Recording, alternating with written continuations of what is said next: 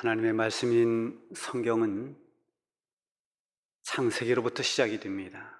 창세기 1장 1절에 보면 태초에 하나님이 천지를 창조하시니라, 이렇게 시작이 되죠. 그리고 성경의 맨 마지막에는 요한계시록이 나와 있습니다. 요한계시록은 이렇게 끝이 납니다.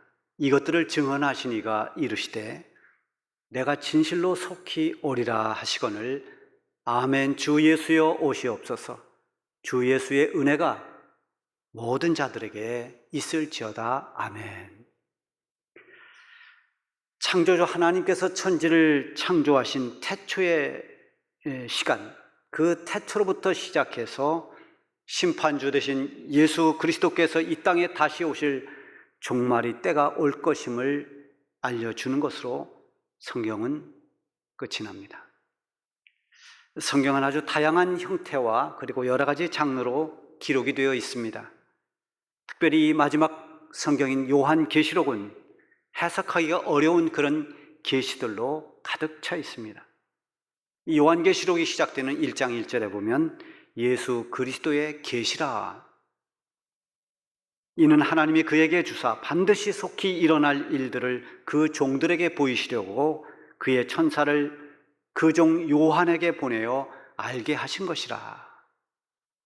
하나님께서 천사를 보내서 이 요한을 통해서 모든 성도들이 알 수 있도록 예수 그리스도의 계시를 보여준 것이 요한계시록이라고 하는 것입니다. 여기서 계시라고 하는 이 아포칼립시스라는 이 헬라어는 감춰진 것을 드러낸다, 이제 숨겨졌던 것을 드러내 보여준다라는 그런 뜻이 있습니다. 말하자면 계시는 잘 알지 못하고 감춰져 있는 듯한 하나님의 세계를 드러내는 것입니다. 하나님께서 이 피조 세계를 통해서도 하나님 되심을 드러내기도 했습니다. 그래서 자연의 신비랄지, 또 이 우주의 신비랄지, 또 인간의 어떤 인체의 신비, 생명의 신비를 보면서 창조주 하나님을 알게 합니다. 그러나 안타깝게도 이런 자연세계, 피조세계에 있는 여러 가지 자연과 우주와 이런 신비한 일들을 보면서 그 피조물 자체를 신으로 섬기는 안타까운 사람들도 많이 있습니다. 웅장한 산을 보면서 그 산이 마치 신인 것처럼 산을 신으로 섬기는 사람들도 있고, 마을 입구에 있는 큰 고목나무가 마을을 지켜주는 수호신으로 여기고 그것을 신처럼 여기는 사람들도 있습니다. 하나님이 만들어 놓으신 이 우주의 아름다운 저 별을 보면서도, 또 달을 보면서, 또는 태양을 보면서 그것을 신으로 숭배하는 사람들도 있습니다. 그래서 이 자연세계를 보면서, 피조세계를 보면서 하나님을 안다는 것은 그리 쉬운 일은 아닙니다. 좀 더 정확한 계시는 바로 하나님의 말씀인 성경입니다. 요한계시록뿐만 아니라 성경 전체가 어떻게 보면 하나님의 계시의 말씀이라고 할 수 있습니다. 성경을 통해서 창조주 하나님을 우리에게 보여주십니다. 계시합니다. 그리고 성경 전체를 통해서 약속하신 메시아, 예수님을 통해서 모든 죄인들을 구원하시는 하나님의 구원의 역사가 계시되어 있습니다. 요한계시록은 참 혹독한 박해 시대를 배경으로 하고 있습니다. 그래서 그 표현을 직접적으로 하지 않았습니다. 로마의 박해 속에서 로마 사람들이 보아도 읽어도 잘 알지 못하도록 어떤 상징이나 비유나 또는 어떤 기호나 숫자 같은 것을 사용해서 그 의미를 암호화시켰습니다. 그래서 이 요한계시록의 계시는 다른 어떤 성경보다도 굉장히 난해한 것입니다. 이것을 이용해서 자기들의 어떤 유리하게 해석하고 미혹하는 이단들도 참 많습니다. 대부분의 이단들과 이 사이비들이 보면 요한계시록을 아주 주로 다루고 있습니다. 난해한 해석을 자기 나름대로 해석하면서 사람들을 미혹하는 거죠. 오늘 본문 바로 앞에 보면 14만 4천에 대해서 나오고 있습니다. 이것은 바로 이단들의 단골 메뉴입니다. 특히 신천지 이만희 교주는 이 14만 4천을 이용해서 수많은 사람들을 미혹했습니다. 신천지도 이 상황에 따라서 교리를 조금씩 교묘하게 바꿉니다만 이 14만 4천에 들어가기 위해서 얼마나 많은 사람들이 애를 썼는지 모릅니다. 그래서 이 숫자에 들어가서 제사장권, 왕권을 가지고 세상을 다스려 보고자 하는 이런 헛된 야망을 품도록 만들었습니다. 언젠가 우리 교회에 신천지에 깊이 빠져 있다가 회심한 한 사람이 거기서 강사도 하던 사람인데요, 와서 그런 간증을 했습니다. 나는 신천지에 있을 때 이 스페인의 왕이 되려고 마음을 먹고 자기가 축구를 너무 좋아하다 보니까 스페인을 다스리는 왕이 되고 싶었다는 겁니다. 그렇게 될 거라고 의심하지 않았다는 것입니다. 얼마나 이 성경을 곡해하고 잘못 해석했는가를 알 수 있습니다. 어쨌든 오늘 본문에는 이 사도 요한이 환상 가운데 아주 장엄한 모습을 보고 있습니다. 각 나라와 족속들 가운데 많은 사람들이, 큰 무리가 모여 있었습니다. 이들이 흰 옷을 입고 손에는 종려가지를 들고 보좌 앞에서, 그리고 어린 양 앞에서 큰 소리로 외칩니다. 구원하심이 보좌에 앉으신 우리 하나님과 어린 양께 있도다. 우리 찬양을 부르기도 하죠. 수많은 사람들이 외치는 이 우렁찬 소리가 끝나자 이어서 모든 천사들이 보좌 앞에 엎드려서 하나님을 경배하며 화답을 합니다. 아멘. 찬송과 영광과 지혜와 감사와 존귀와 권능과 힘이 우리 하나님께 세세토록 있을지어다. 아멘. 예수님을 통해서 우리를 구원하신 하나님께 찬송과 영광을 돌리는 것입니다. 우리 성도들이 평생 동안 불러야 할 찬양은 하나님의 구원하신 은혜입니다. 우리 성도들이 평생 동안 감사해야 할 것 역시도 하나님이 우리를 구원해 주셨다는 것입니다. 우리가 이 세상에 살면서 비록 환난과 때로는 고난을 겪는다 하더라도 그 속에서도 누릴 수 있는 것은 바로 구원의 감격입니다. 성도들이 가지고 있는 이 구원의 감격은 누구도 뺏을 수가 없습니다. 환난은 잠시뿐이지만 우리가 얻은 구원은 영원한 것입니다. 로마서 8장 18절에 보면 생각하건대 현재 이 고난은 장차 우리에게 나타날 영광과 비교할 수 없도다. 이 세상에서 겪는 잠시의 환난은 우리가 가야 할 그 천국에서의 영원한 영광과 비교가 안 된다는 거죠. 우리 성도들에게 이 구원에 대한 감격, 하나님께서 나에게 베풀어 주신 그 구원의 은혜가 우리 가슴 속에 감격으로 살아있는 한 이 세상의 어떤 환경도, 어떤 고난도 다 이겨낼 수 있는 것입니다. 수많은 사람들과 천사들이 이렇게 하나님의 구원하심을 찬양하고 영광을 돌리고 나자 한 장로가 요한에게 묻습니다. 이 흰옷을 입은 사람들은 누구며 또 어디에서 왔느냐? 이것은 몰라서 묻는 질문이 아닙니다. 이것은 답하기 위해서 질문을 던지는 것입니다. 곧이어서 답을 하고 있습니다. 이는 큰 환난에서 나오는 자들인데 어린 양의 피에 그 옷을 씻어 희게 하였느니라. 그러니까 이 흰옷을 입은 사람들은 큰 환난을 당하면서도 믿음을 지키고 하나님을 의지하며 승리한 그런 성도들입니다. 심각한 박해 속에서도 세상 권세에 굴복당하지 않고 믿음을 지켜낸 거룩하고 순결한 성도들인 것입니다. 어느 시대나 이 흰옷 입은 성도들이 있습니다.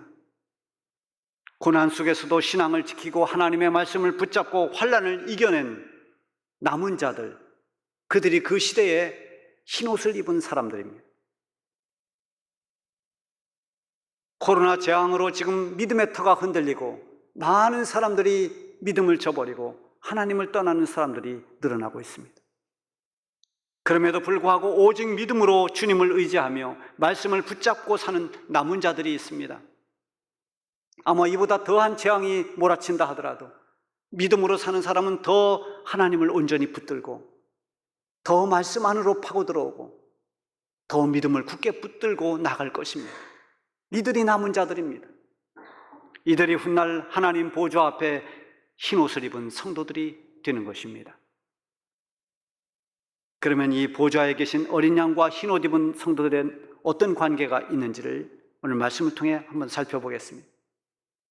먼저 어린 양의 피에 그 옷을 씻어 희게 되었다 했습니다. 이런 피에다가 옷을 씻을 수가 없습니다. 더군다나 피에 옷을 씻어서 희게 될 수는 없는 것입니다. 오히려 흰 옷을 피에 씻으면 흰 옷이 핏빛으로 물들 겁니다. 그래서 이런 말씀을 문자 그대로 해석하면 오해할 수 있습니다. 스가랴서 3장에 보면은 대제사장 여호수아가 나오는데요.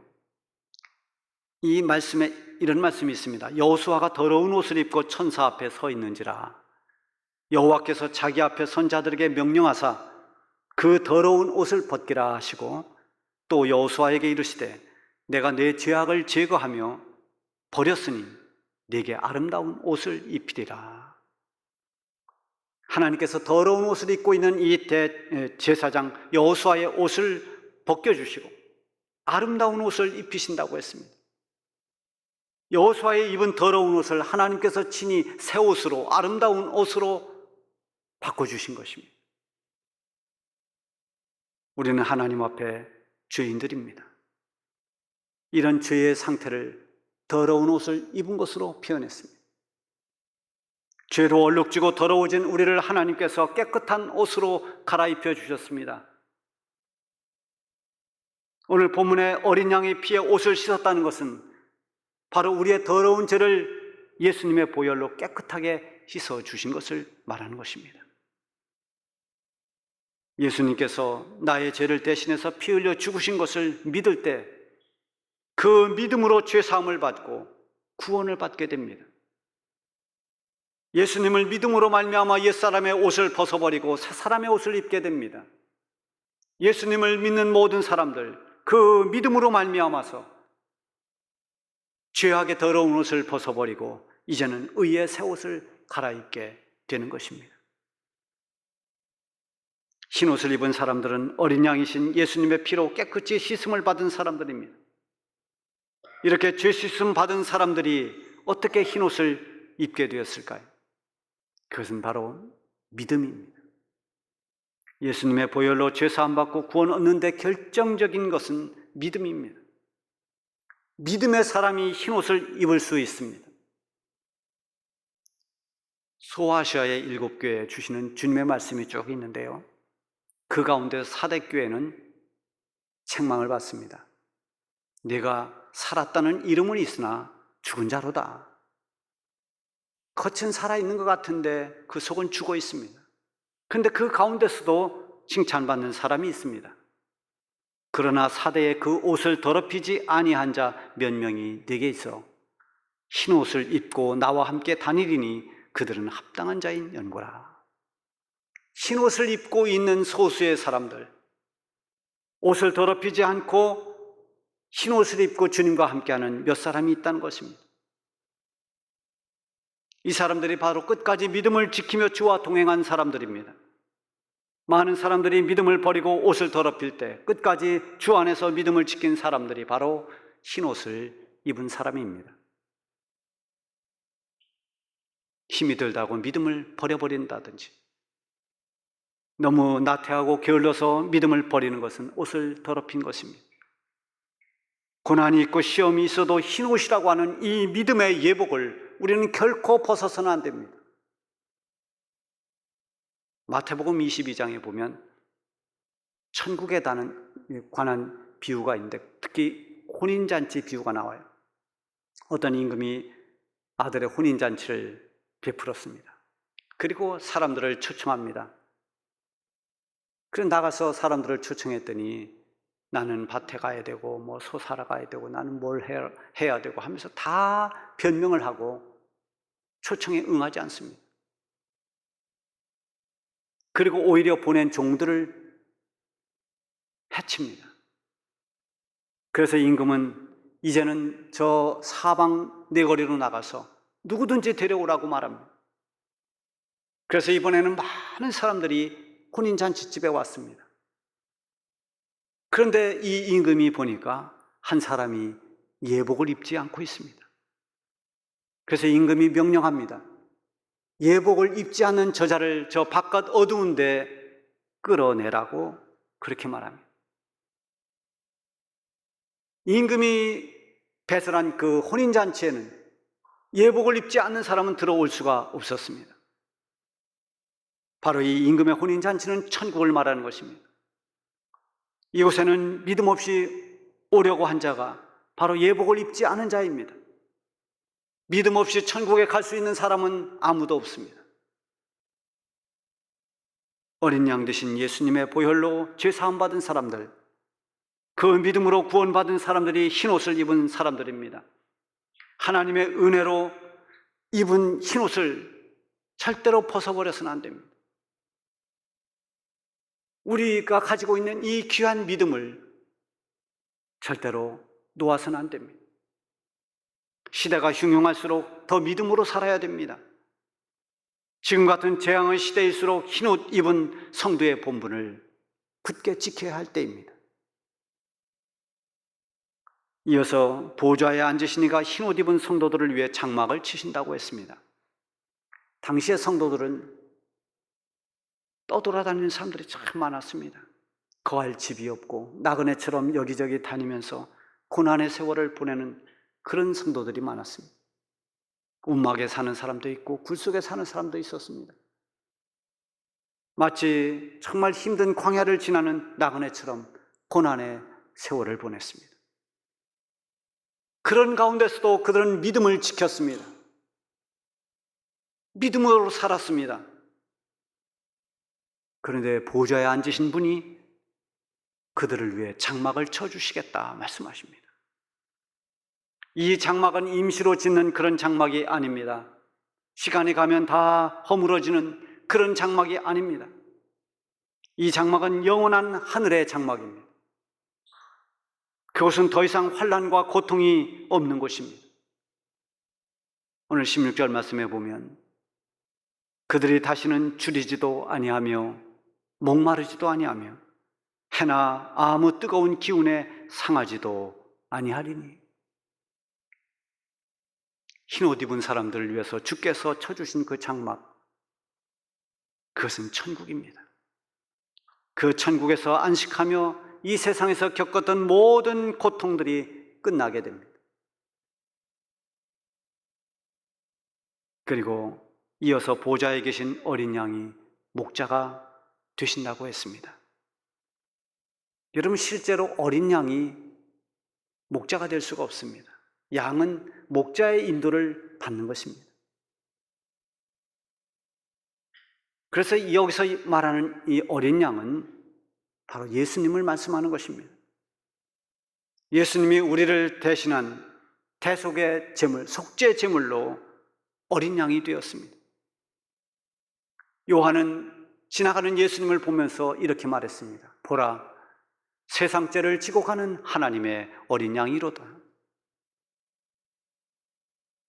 여기서 말하는 어린 양, 바로 우리를 구원하시는 예수님이십니다. 그 예수님은 목자가 되어 흰옷 입은 모든 성도들을 인도하는 선한 목자가 되십니다.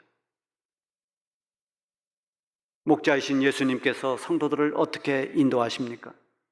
17절에 보면은 이는 보좌에 계신 어린 양이 그들의 목자가 되사 생명수 샘으로 인도하시고 하나님께서 그들의 눈에서 모든 눈물을 씻어 주실 것입니다. 예수님이 선한 목자가 돼서 흰옷 입은 성도들을 생명수 샘으로 인도한다고 했습니다. 온갖 시련과 고난 속에서 고통받던 성도들이, 그러면서도 그 속에서 믿음을 지키며 견뎌온 그 성도들이 생명수 샘물로 인도를 받습니다. 더 이상 목마르지 않는 영원한 생명의 물, 그 생명수를 공급받게 됩니다. 그리고 하나님께서는 그 눈에서 눈물을 씻어주신다고 했습니다. 이 땅에서 흘렸던 모든 눈물로 기도할 수밖에 없었던 그 고난을 견뎌내고 믿음을 지켜낸 우리 성도들에게 하나님의 위로가 있다는 것입니다. 오늘 이 사도 요한이 환상 가운데 보았던 흰옷 입은 성도들은 예수님의 피로 죄사함을 받은 거룩한 성도들입니다. 박해와 환난 가운데서도 믿음을 지켜낸 거룩한 성도들입니다. 그들은 천국에서 하나님을 찬양하며 하늘의 위로를 받을 성도들입니다. 우리가 이 땅을 사는 동안은 많은 시련이 있습니다. 재앙도 있고 고난도 있습니다. 우리는 지금도 그런 때를 보내고 있습니다. 그러나 예수님을 믿고 구원받은 성도들은 흰옷을 입은 성도들입니다. 이 흰옷을 벗지 말아야 됩니다. 이 흰옷을 더럽히지 않아야 됩니다. 어떤 상황에서도 우리는 믿음을 지켜나가야 됩니다. 믿음을 잃어서는 안 됩니다.